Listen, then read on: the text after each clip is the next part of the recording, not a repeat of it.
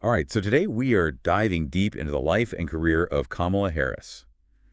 We've got her Wikipedia entry all queued up and ready to go. And I think you're going to find this one pretty fascinating. Yeah, definitely a lot to unpack here. I mean, she's made history so many times. Yeah. First female VP, first African-American, first Asian-American to hold the office. Her story is all about breaking barriers, and we're going to see what it takes to reach those heights. It really is remarkable how many firsts are attached to her name, but it's even more interesting to look at what she actually did with those opportunities. Okay, so let's rewind all the way back to the beginning. Born in Oakland, California, parents were academics. A man of Indian and Jamaican heritage. Pretty unique upbringing, right? Absolutely, and you can see how that blend of cultures and that academic focus kind of laid the groundwork for her later career. Right, and speaking of family, did you know her mother, Shyamala Gopalan, was a leading breast cancer researcher? Yeah, she wasn't just any biologist. Her work led to some major breakthroughs in the field. Wow, that's incredible. Makes you wonder how much that legacy of scientific inquiry and fighting for something bigger than yourself influenced Kamala Harris's path. It's hard to say for sure, but those early influences must have had some kind of impact. And think about this. She went to Howard University, a historically black university, and pledged Alpha Kappa Alpha, one of the Divine Nine, those historically black sororities and fraternities. Yeah, I've heard of those. They're pretty influential, right? Oh, for sure. They've produced tons of black leaders and been a force in social activism for generations. It's not just about social connections either. It's about creating this network of support and shared purpose, especially for black students navigating predominantly white spaces. I can see it being part of that community would have been a huge factor in shaping her understanding of representation and fighting for equality. Absolutely. Now, fast forward to 2003, she becomes the district attorney of San Francisco. And not just any DA. She was the first woman, African-American, and Asian-American to hold that position. Talk about making a statement. Right out of the gate, she's breaking down barriers. But what did she actually do as DA? I mean, it's one thing to be the first, it's another to be effective. Right. Well, one of the things that stands out is how she tackled this huge backlog of homicide cases. Instead of just trying to power through them, she took a really data-driven approach, focusing on clearing the cases that were most likely to actually lead to convictions. It was all about maximizing impact and resources. And it showed her commitment to getting results. Okay, that's smart. It's not just about being tough on crime. It's about being smart about it. But she also took a pretty controversial stance, didn't she? I'm talking about her opposition to the death penalty. Even in those high-profile cases, she refused to seek it. That's right. And that really put her in the spotlight. Some people saw it as a sign of weakness, but for others, it was this powerful statement about her commitment to justice and the sanctity of human life. You have to remember, this is California we're talking about, where the death penalty was still very much on the table. So for her to take that stance, it was a really big deal. Definitely a defining moment in her career. And speaking of defining moments, 2016 rolls around, and she's elected to the U.S. Senate. She becomes only the second black woman and the first South Asian American to ever serve in that chamber. It's like every step of the way she's making history. It's not just about the titles, though. What really solidified her place on the national stage was her time in the Senate. Do you remember those hearings with the Trump administration officials? Oh, yeah, those were intense, especially those exchanges with Jeff Sessions and Brett Kavanaugh. Yeah, she became known for her really sharp questioning, her ability to cut through the noise and hold people accountable. It was captivating to watch, and it caught the attention of the entire country. It wasn't just the way she asked the questions, though. It was also the issues she focused on. Right? Gun control, immigration reform, cannabis legalization. Exactly. These were and still are some of the most hotly debated issues in American politics.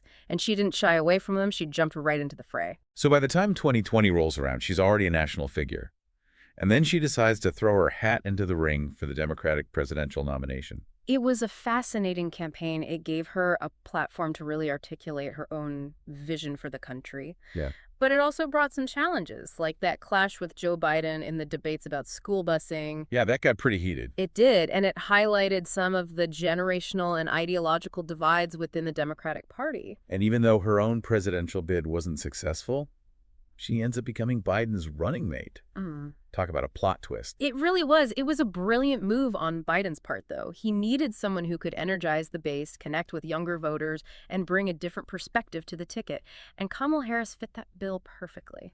And let's not forget the hashtag KHive, that online army of supporters who were fiercely loyal and really amplified her message in a big way. Oh, yeah. They were a force to be reckoned with on social media. The hashtag KHive is a great example of how digital communities can shape political discourse.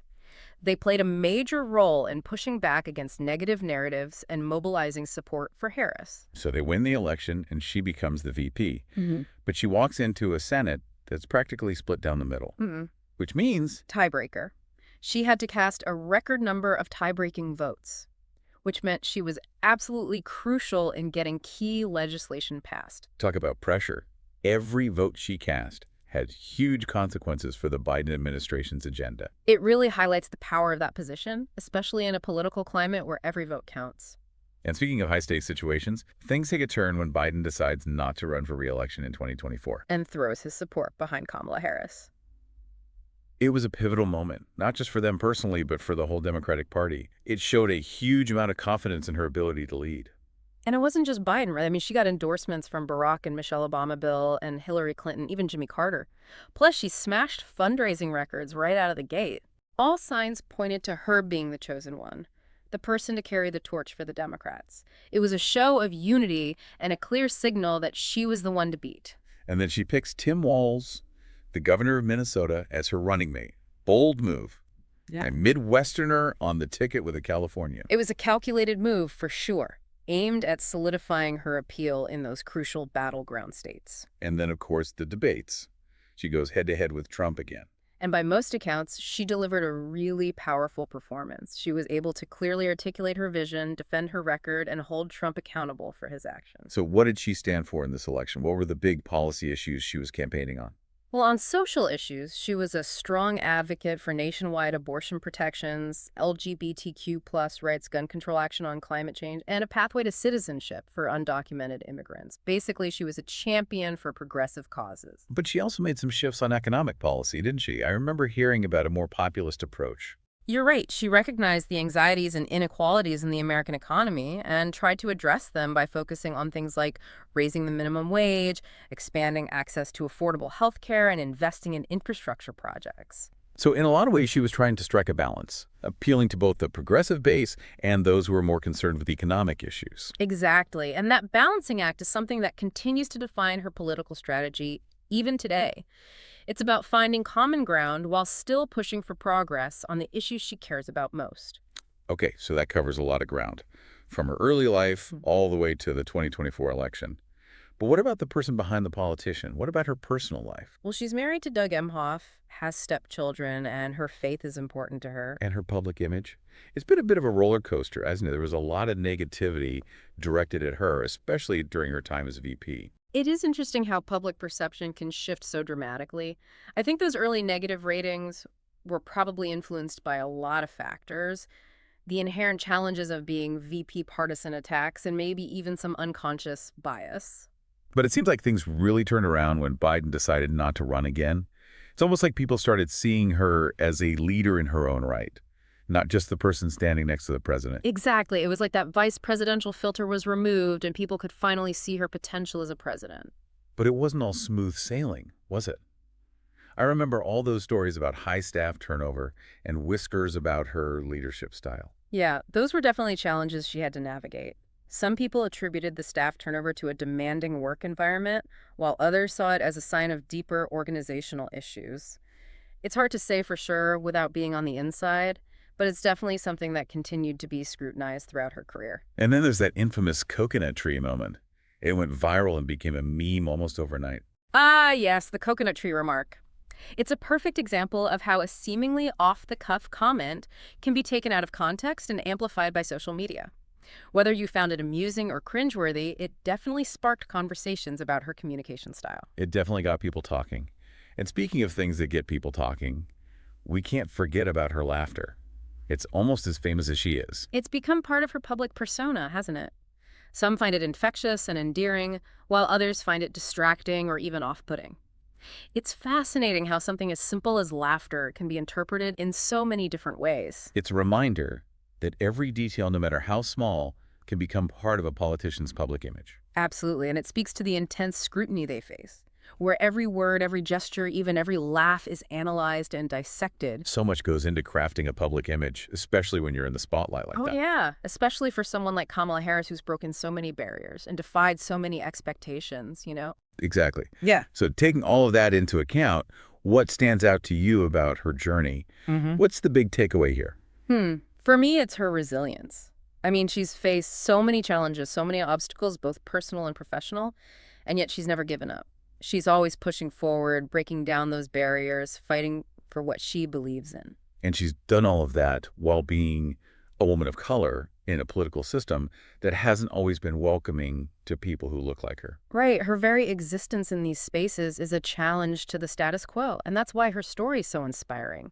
She's paving the way for others, showing them that it's possible to achieve their dreams no matter what obstacles they face. It's like she's saying, if I can do it, so can you. Exactly, and that message of hope and possibility is just so important, especially in times like these. Okay, so as we wrap up this deep dive, I have to ask, what are your thoughts on her chances in this election?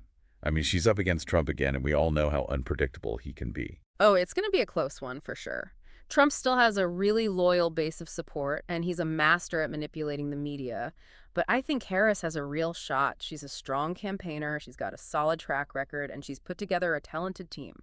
And let's not forget the historical significance of this election. If she wins, she'll be the first female president of the United States. That's huge. It would be a major turning point in American history, sending a message to girls and women all over the country that anything is possible. And it would also be this powerful symbol of progress and change, especially at a time when so many people are feeling disillusioned with the political system. You're right. A Harris victory would be a sign that America is finally ready to embrace a more inclusive and equitable future. But of course, only time will tell what the outcome will be. Well, one thing's for sure, this election is going to be one for the history books, no matter who wins. Absolutely. And Kamala Harris's journey, regardless of the outcome, will continue to be a source of inspiration and debate for years to come. From Oakland to the Oval Office. I mean, it's pretty remarkable when you think about it. It really is, and I think it speaks to the power of ambition, a hard work and a willingness to break down barriers. It also makes you wonder how her background and all those unique experiences might shape her presidency if she wins. That's a great question. As the first female president, first African-American president, first Asian-American president, she would bring a completely new perspective to the Oval Office. And don't forget all that experience she has, too, as a prosecutor, a state attorney general, a senator, and, of course, vice president. That's quite the resume. Oh, absolutely. Right. She's seen the legal system from so many angles. She's navigated the complexities of national politics, and she's even dealt with international affairs on a global stage. I mean, that kind of experience is invaluable. It makes you think about all the potential implications, both domestically and internationally. How would her approach to things like criminal justice reform, economic inequality, or foreign policy be influenced by all of that? Yeah, those are all questions that'll be debated for years to come, no matter what happens in this election. I think Kamala Harris's story is far from over, and it's one that I think will continue to fascinate and inspire. Well, that's our deep dive into the life and career of Kamala Harris, a woman who has defied expectations and shattered glass ceilings every step of the way. Her story is a powerful reminder that progress is possible, that change is inevitable, and that the future is full of possibilities. It's been great exploring her story with you. And as we head into this historic election, one thing is certain. Kamala Harris has already left an indelible mark on American history. And no matter what happens next, her journey is sure to inspire and empower generations to come.